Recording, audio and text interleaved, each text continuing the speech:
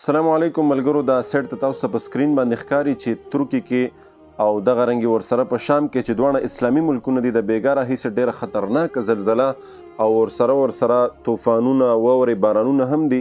خو دا زلزله یوه تاریخي او ډېره خطرناکه زلزله ده. تقریبا د بېګا نه تر اوسه پورې 1400 یا 1400 کسان چې دی هغه پکې وفات شوي دي، مړه شوي دي. دغه رنګې په شام کې هم او تقریبا د 2000 نه زیات چې دی دا پکې زخمیان دي.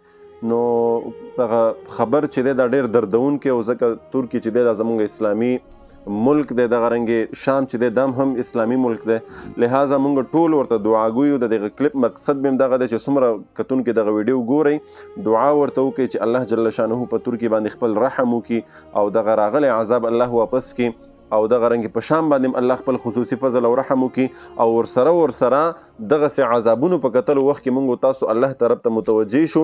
که الله په ترکي باندې عذاب راوستی شي، په شام باندې راوستی شي، نو په موږ تاسو باندې هم راوستی شي.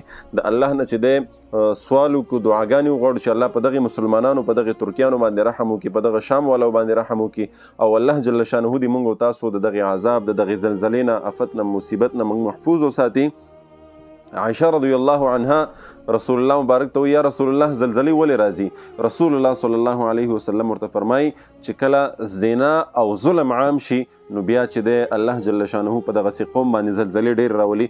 لہذا د الله امتحان دی، یا د ګناهونو د وجې نه، یا د الله چې دی د الله د طرف نه ازمایش دی چې هر څه دي، خو الله جل شانه دی اوس خصوصي رحم وکړي او الله دې دغه عذاب چې دی دا ختم کړي، ودرې او الله دې موږ محفوظ وساتي او د کمو ګناهونو، د کمو اسبابو د وجې نه چې دغه عذاب راغلی دی په ترکي باندې یا دغه رنګې په نورو اسلامي ملکونو باندې، الله جل شانه دې هغه ګناهونه زموږ نه وباسي، الله دې هغه ګناهونه زموږ نه ختم کړي او الله دې موږ په صراط مستقیم باندې روان کړي.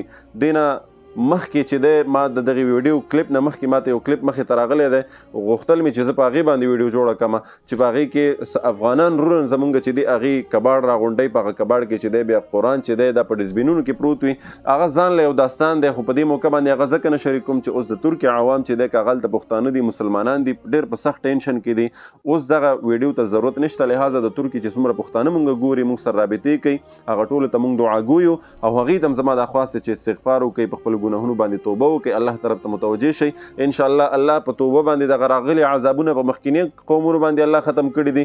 نو موږ تاسو خو مسلمانان یو، بیا د رسول الله مبارک په امت کې یو، نو انشاءالله په توبې سره به الله زموږ هم دغه ګناهونه معاف کړي او دغه راغلی عذاب الله واپس کړي. انشاءالله بیا په بله ویډیو کې به خپله آنلاین قرآن او دیني علوم زده کول غواړئ او یا خپلو بچیانو کشرانو ته په خپل کور کې په خپله نګرانۍ کې آنلاین د قرآن حفظ، ناظره، تجوید، قاعده، مسنون دعاګانې، د اودس، د غسل مسایل، څومره چې دینی مسایل دي دا ور زده کول غواړئ، نو هم نن زموږ په دې بیت العتیق آنلاین قرآن اکیډمۍ کې ایډمیشن وکړئ، داخله وکړئ. تاسو که د دنیا په هر ګوټ کې، په هر ځای کې هم نن زموږ په دې اکیډمۍ کې داخله وکړئ. انشاءالله العظیم په احسنه طریقه سره، په بهتره طریقې سره به ستاسو کشرانو ته، تاسو ته دیني زده کړې درکول کېږي.